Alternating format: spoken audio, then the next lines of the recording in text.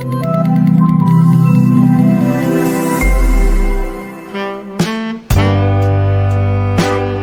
generasi muda Indonesia, jumpa lagi dengan saya. Materi kali ini kita akan membahas bagian yang kedua dari teks laporan percobaan, yaitu tentang struktur dan kaidah kebahasaan.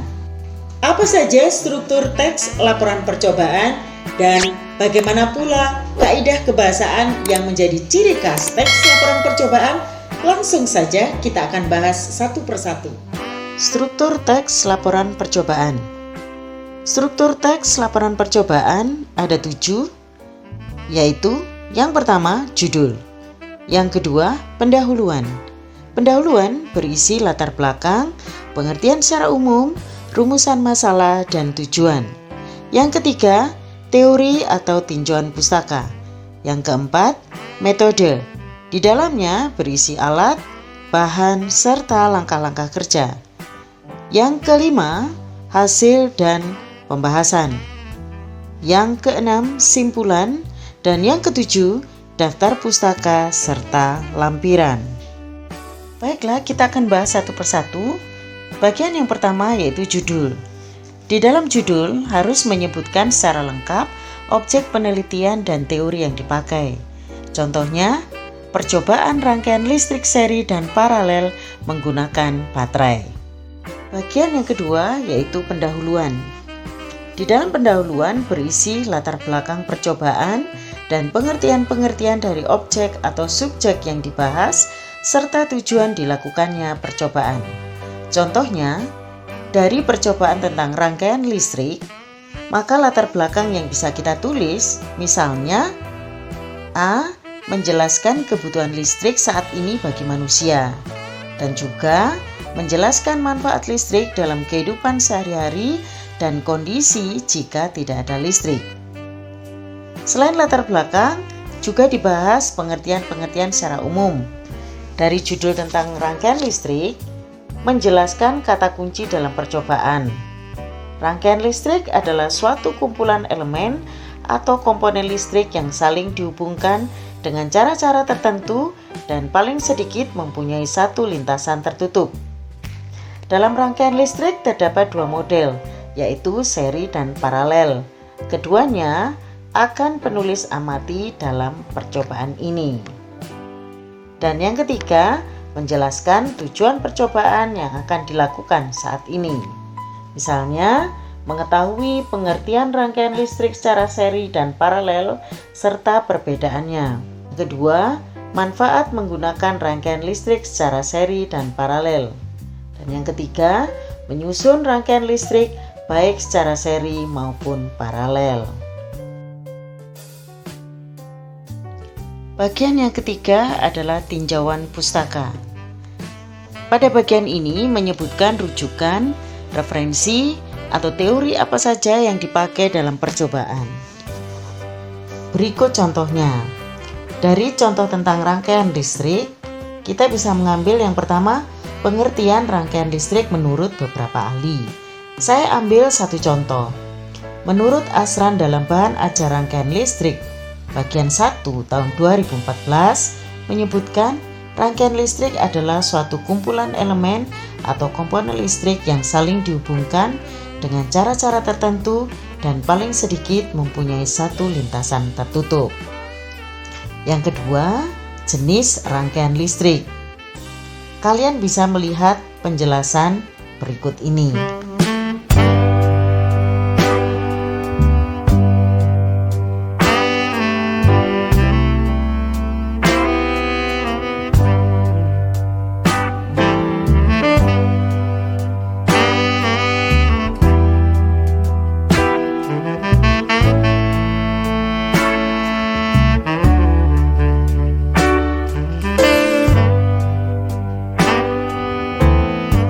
Yang ketiga, pengertian kuat arus.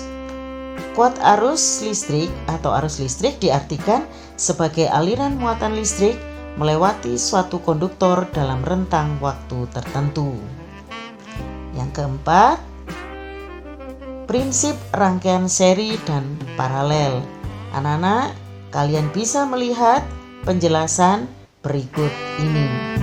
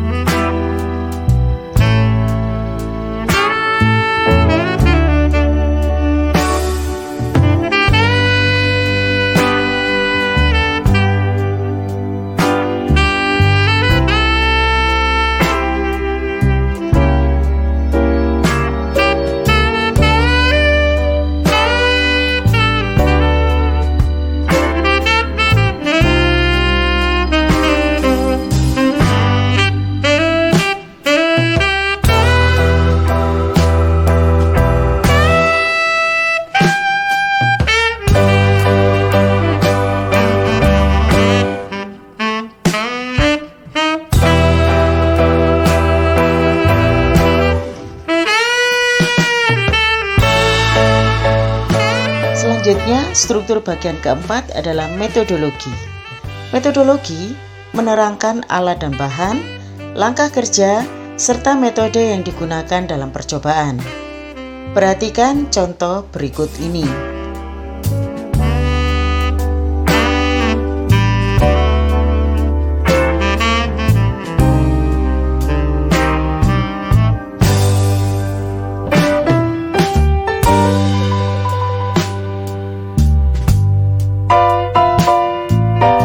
Generasi Hebat Indonesia, pada bagian yang kelima kita akan membahas tentang hasil dan pembahasannya.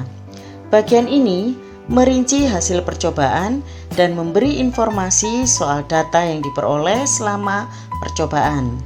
Pada percobaan ini, hasil berupa gambar, bentuk rangkaian seri dan paralel, serta hambatannya. Setelah itu, menganalisis data tersebut berdasarkan teori yang berkaitan. Perhatikan contoh berikut ini.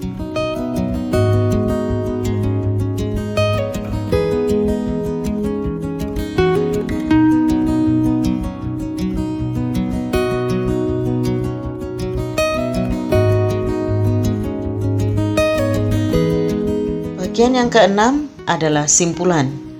Bagian ini merupakan simpulan hasil percobaan.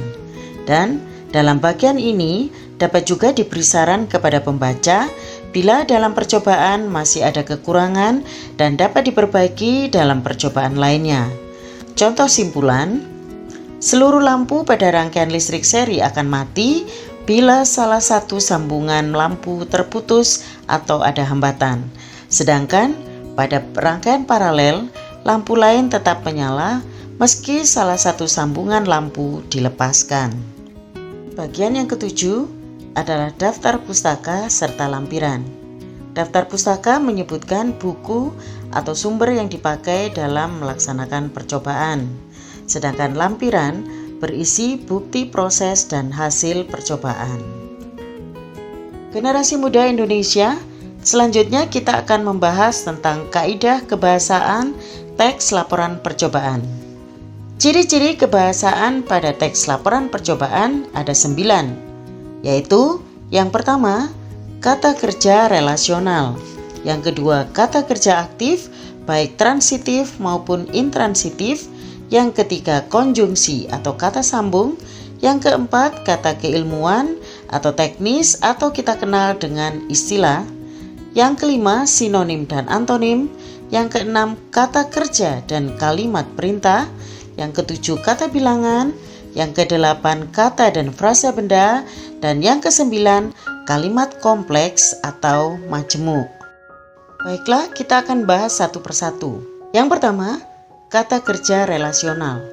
Merupakan kata kerja yang menggambarkan proses, perbuatan, atau keadaan seperti ialah, merupakan, adalah, yaitu, digolongkan, termasuk, meliputi, terdiri atas, disebut, bersifat, menyebabkan, berdampak, menduduki, dan lain-lain. Fungsinya untuk menghubungkan subjek dengan predikat. Contoh, kuat arus listrik adalah aliran muatan listrik melewati suatu konduktor dalam rentang waktu tertentu. Contoh berikutnya, tomat termasuk tumbuhan dikotil. Dan contoh yang ketiga, kurang berolahraga dapat menyebabkan insomnia. Yang kedua, kata kerja aktif. Kata kerja aktif dibagi menjadi dua, kata kerja aktif transitif dan kata kerja aktif intransitif. Kata kerja aktif transitif yaitu kata kerja yang membutuhkan objek. Cirinya menggunakan imbuhan me. Contoh, membuat, menghubungkan, menyambungkan, membutuhkan, dan lain-lain. Kata kerja intransitif yaitu kata kerja yang tidak membutuhkan objek. Cirinya menggunakan imbuhan ber. Contoh, bertelur, bertumbuh, bergerak, beranak, dan lain-lain. Fungsi kata kerja aktif untuk menjelaskan perilaku seperti bertelur, membuat, hidup, makan, tidur, bertumbuh, berkembang biak, dan sebagainya. Ciri kebahasaan yang ketiga adalah penggunaan konjungsi. Konjungsi yang menyatakan tambahan dan serta, menyatakan perbedaan, contohnya berbeda dengan, menyatakan persamaan, contohnya sebagaimana, seperti halnya, dan yang menyatakan pertentangan, contohnya tetapi, sedangkan, namun. Konjungsi yang menyatakan pilihan adalah atau. Sedangkan konjungsi yang menyatakan urutan, contohnya selanjutnya, berikutnya, lalu, kemudian. Ciri kebahasaan yang keempat yaitu menggunakan kata keilmuan atau teknis atau istilah sesuai dengan percobaan yang dibuat, seperti herbivora, degeneratif, osteoporosis, mutualisme, parasitisme, pembuluh vena, leukemia, sindrom, fobia, kuat arus, konduktor, isolator, dan lain-lain. Generasi muda Indonesia, ciri kebahasaan yang kelima adalah menggunakan sinonim dan antonim.